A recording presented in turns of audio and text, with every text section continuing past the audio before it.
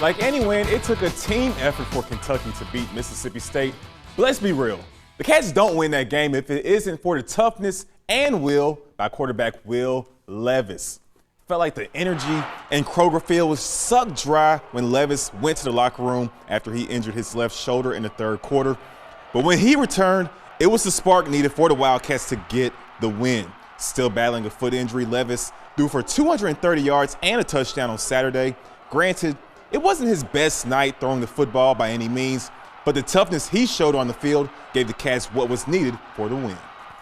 It's hard to give it the recognition that it deserves, because he is a tough player and he's a great leader, and he has that belief about him, that because he's earned it, he's worked for it. In football, and especially in the SEC, when you're playing tough teams like this every single week, you're going to be banged up. You're not going to be feeling perfect at this time of the season, and that's just something we got to just be prepared for going forward.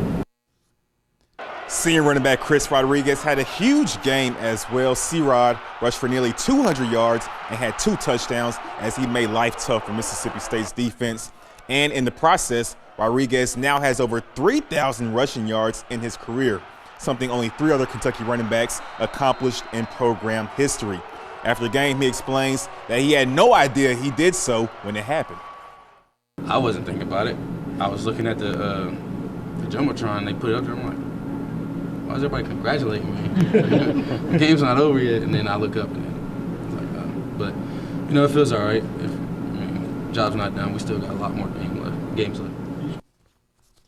Now, Wildcat fans, we've seen this before once or twice. New York Giants rookie wideout Wandale Robinson scored his first N.F.L. touchdown in the Giants' win over the Baltimore Ravens.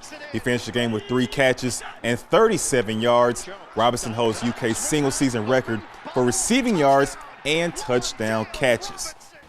And down in New Orleans, Joe Burrow and Jamar Chase back in Louisiana with the Bengals playing the Saints second quarter. Joe Burrow showing off the wheels, gets a 19-yard touchdown run, makes it a 17-14 Saints lead. Now we jump to the fourth quarter. Around 2 minutes left in the game. Bengals down 2, Burrow to Jamar Chase. And look, this is special.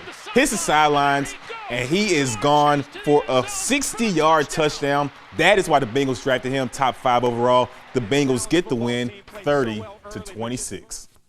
That wraps things up for sports. I'm Chris Bolton.